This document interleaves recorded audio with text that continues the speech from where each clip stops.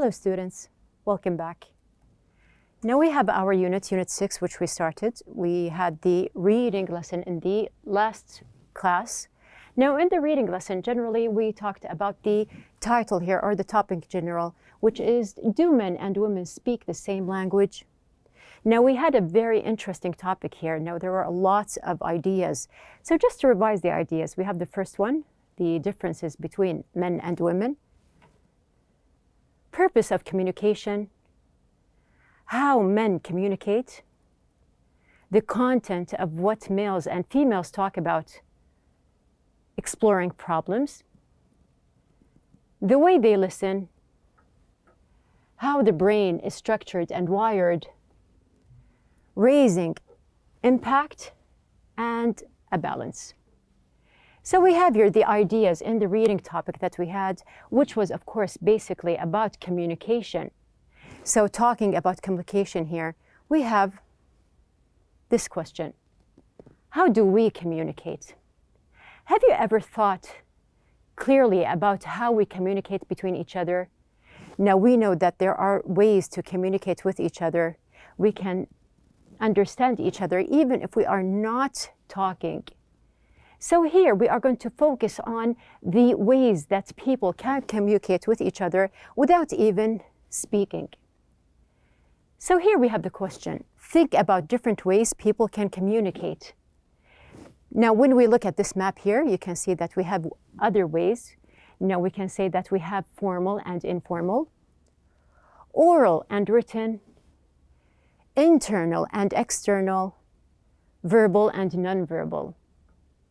So here you can see that we have many ways to communicate, and we have lots of topics that we can talk about. To understand more, let's just watch this video.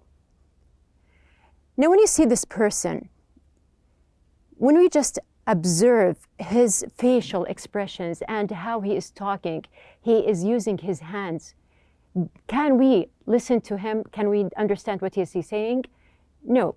But we can understand in general that he is serious, he is talking about something, and he is trying to explain something to someone else. In this other video, we have also this man here. Now we can see from his facial expressions, of course he looks very serious, and you can see that he is approving something. We understand that he is approving. He is using his facial expressions. He is using other gestures like his hands. Also, he is nodding.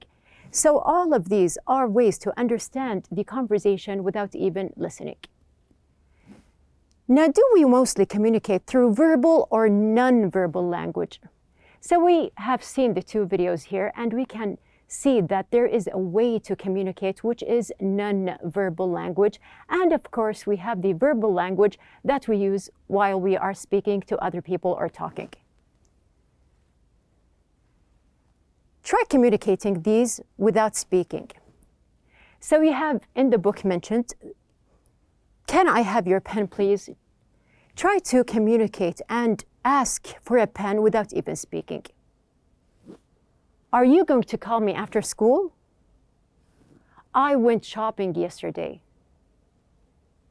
Now write 2 of your own messages on a piece of paper, fold it and set it aside or give it to someone. Use non-verbal language to communicate your message. Check, how successful were you? Now we do have this exercise, which is on page number 20 in your book. You can apply, you can have this kind of activity with a classmate, with a friend, or even a member of the family. Now moving on, we are going to talk about, or we are actually going to write about verbal and non-verbal communication. We have our writing class for the day. Our objectives for the day are to compare between verbal and non-verbal communication, state the characteristics of non-verbal communication, scan for information and topic sentences, give a personal point of view about the types of communication, differentiate between types of essays, and the last objective, to organize ideas to write a new essay.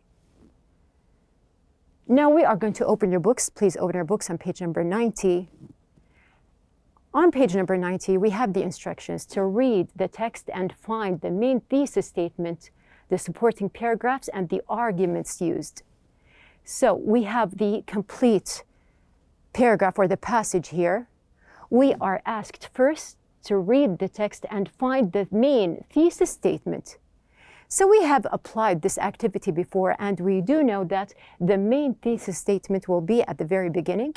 Now we have here the first paragraph, which is the main part, or we can say the introduction. Then we have another instruction here to read the text and find the supporting paragraphs.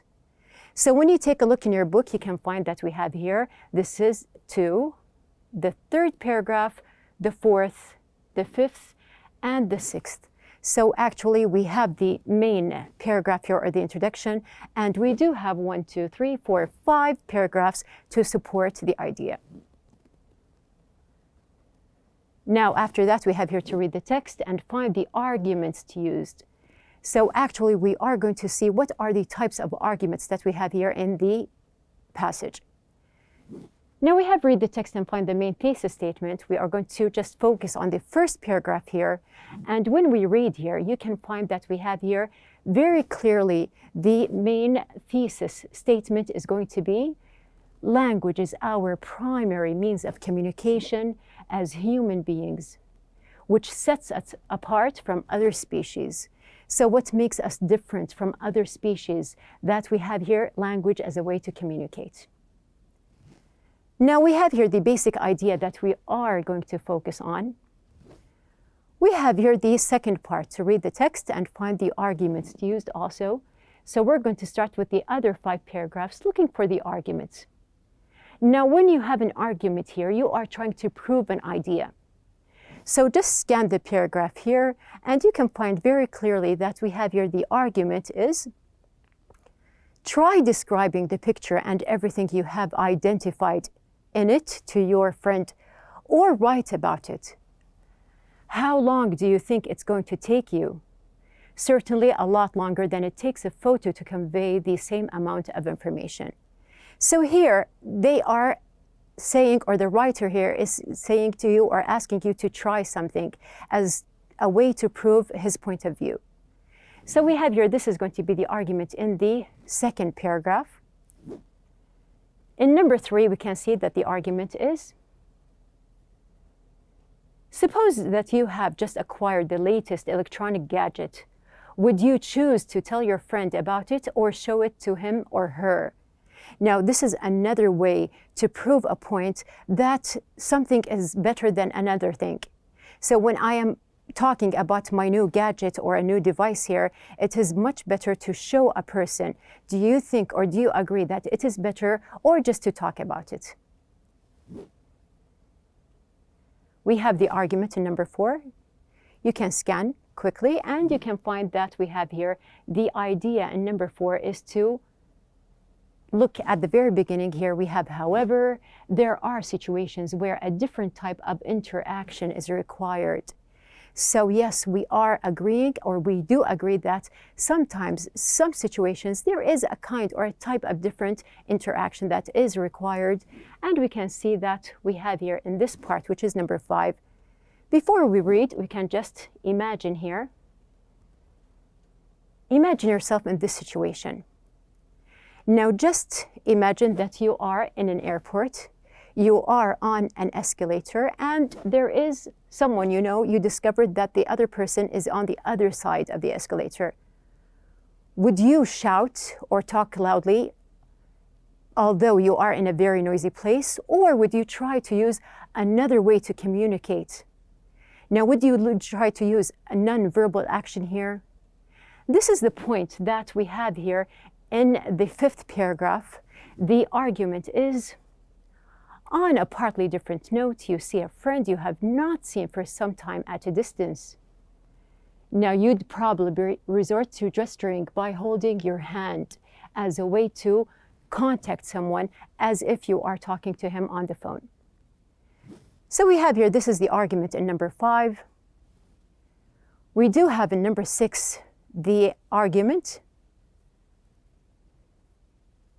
as studies have shown, about 60% of human communication is carried out through nonverbal means, for example, facial expression, gestures, or illustration. So you can see that we do have a very strong argument in this paragraph. Why? Because it depends on, or it is stated based on social, or here we have studies. So these studies do apply that we have here 60% of human communication is carried out through nonverbal means. So we do have the paragraph in general. It is about, or the paragraphs or the passage in general, it is about verbal and nonverbal communication and how people, they do understand each other, even though sometimes they don't need even to speak. Now it is your turn. We have here on page number 91. We are going to go to our task here, or the assignment. So what is our assignment? Now, just to focus, we have the idea of communication in general. We are asked in the book to think of an Arab man or a woman and a non-Arab man or woman you know personally or from TV. So here you are going to choose two people. They can be an Arab and a non-Arab. They can be both Arabs. They can be both non-Arabs. So it depends on your choice. Now, what are we going to do about them? We have here number 2. Think about the way these people communicate.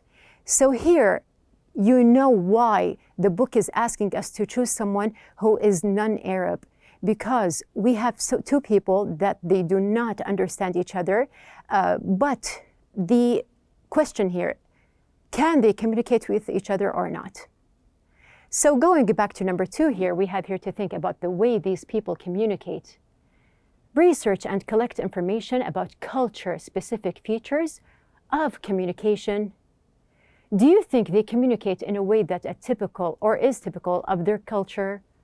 Write your idea in a chart.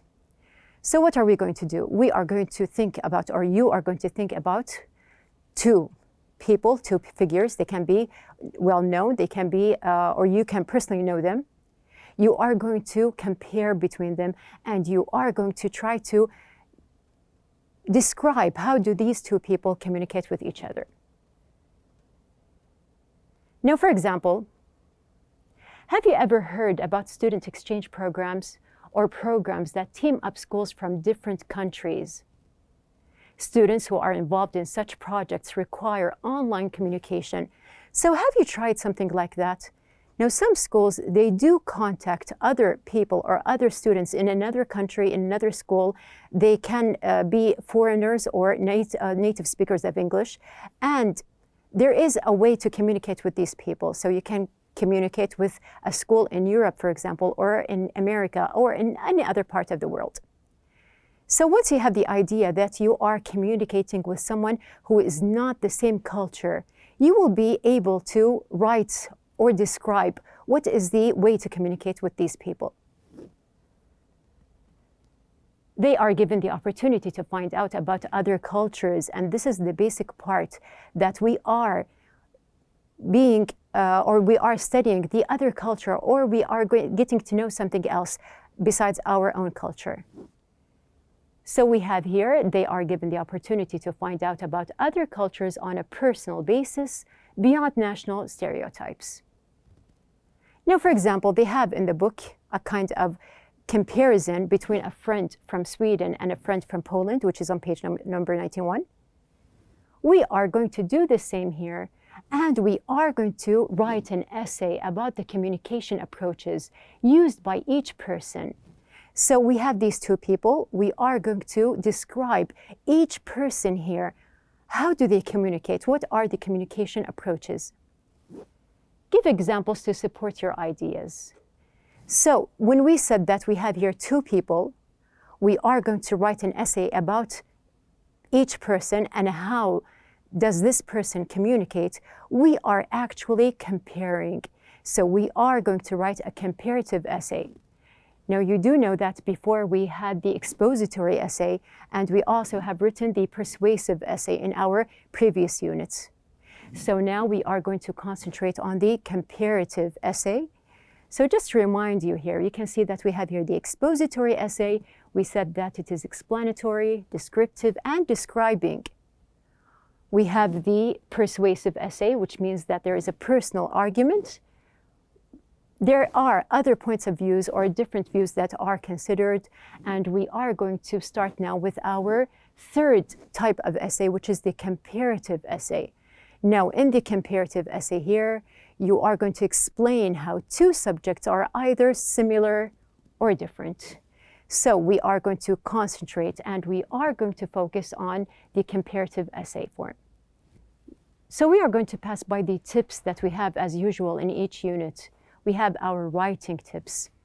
Now, when you write a comparative or a contrastive essay here, we have here to consider the different sides of the issue, to develop a list of similarities and differences. So you are going to compare, but you do have to just show the similarities and differences that we have here. And we have to establish the basis for comparison. Now you are going to mention the two people, and then you are going to start the comparison here. So the first part is to establish the comparison, to create a thesis for the relative importance. Now, this means to mention the similarities outweigh differences. Now, structure your essay using an alternating or a block structure. So we're going to just explain what does this point mean. Now, let's just start from the very beginning. We are going to choose two figures, as we have mentioned from the very beginning, that we are going to choose either an Arab and a non-Arab. They can be from two different cultures here. Now, once you have chosen these two people, you are going to concentrate on how these two people communicate with each other. But you do know that you have to establish at the very beginning the thesis that we have, and then you're going to start the comparison. So just to move on here, we have an example. Now, I have chosen these two young ladies. Now, I have Noor, who is non-Arab, she is from Europe. And also I have Sarah, who is also non-Arab, but she is from Asia. So I'm going to compare between these two girls. I'm going to use the table that we have here. Now I am asked to use these instructions that we have here. We have the non-Arab person's name and the non-Arab person's name. And then I have something about the culture-specific communication features. And we do have the communication features that are non-culture specific. So what does that mean? We are going to see what we have here. Now I'm going to just write their names. We have here Noor and Sarah. We have at the very beginning the culture specific communication, which means they're different cultures. Now one is from Europe and the other is from Asia. So it is normal that each country has a different culture, and we are going to describe something about their culture. On the other hand, we have the other part, which is communication features that are non-culture or not culture specific. Now we can choose something personal or social. We can put also in mind that we have here a way to describe gestures and facial expressions to just combine with the idea that we have here in the book, which is verbal and non-verbal language. So moving on here, as I have here, I am going to show the similarities and the differences. We have discussed the differences, but I am also going to write something similar or write something to join them together. I can say, for example, that they get along very well, and I'm going to prove how.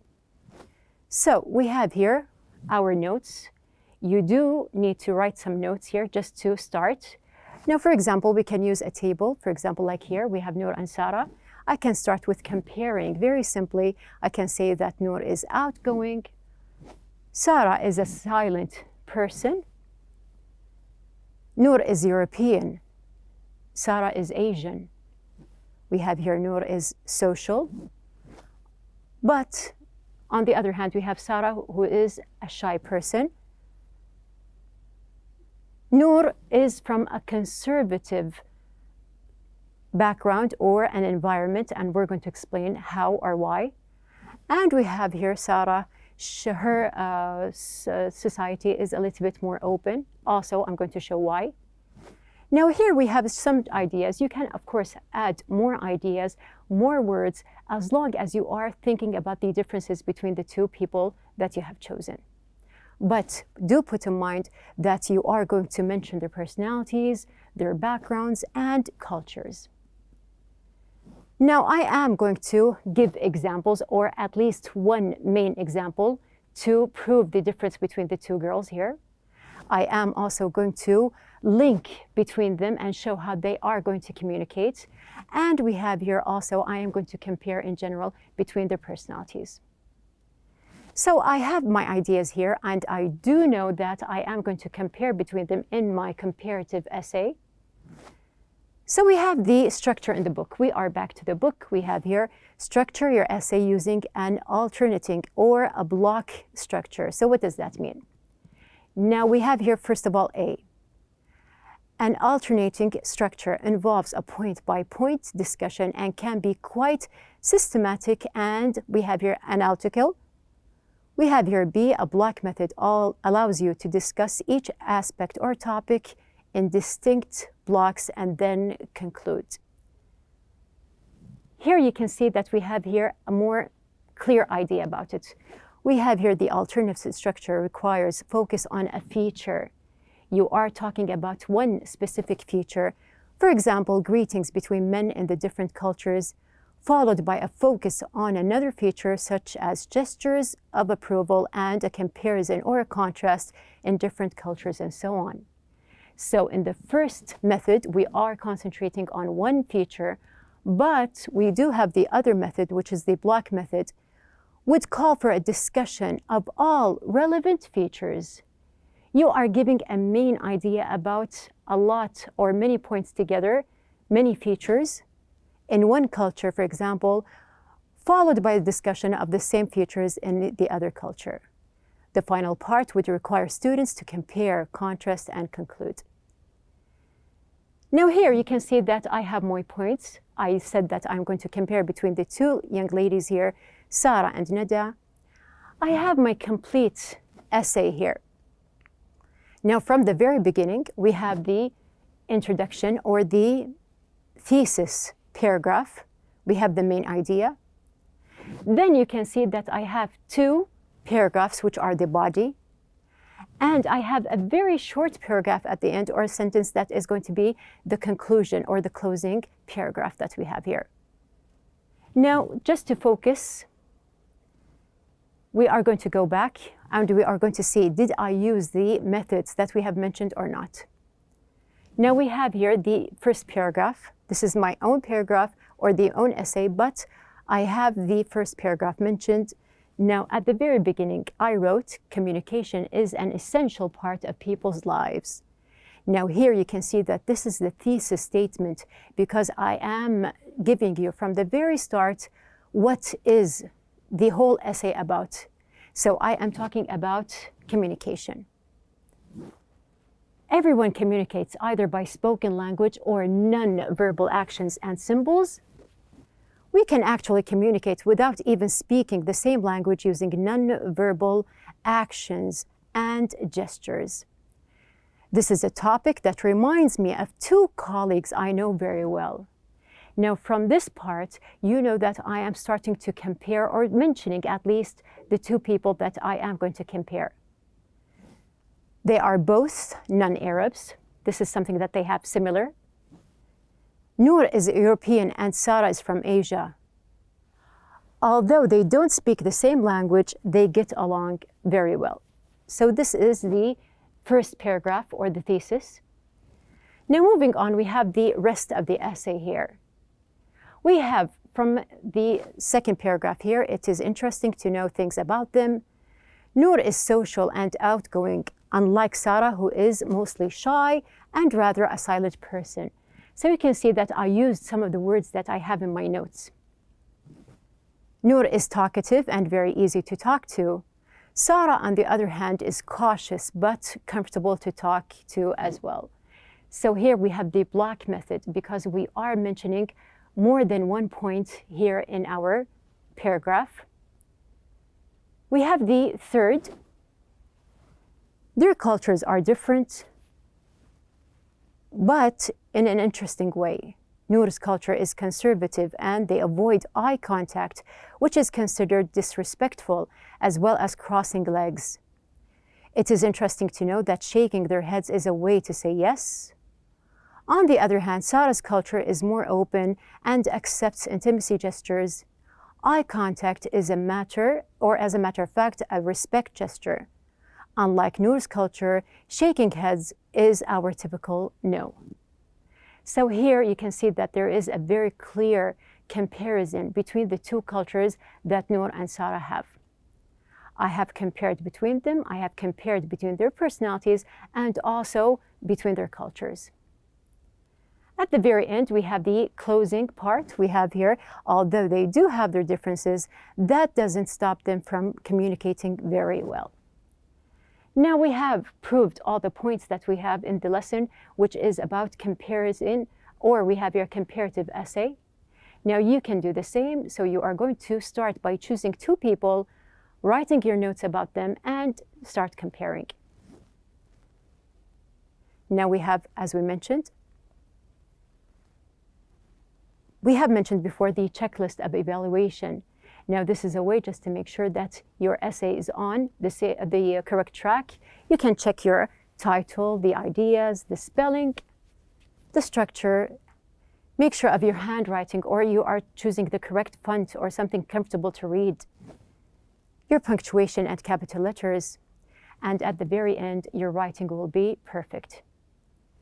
So at the very end of our lesson, our outline of the day, we have discussed types of communication. We read and searched about the main ideas that we have here, the arguments that are mentioned in the paragraphs. We highlighted also the arguments and we organized writing steps. Now you do know how to start your writing.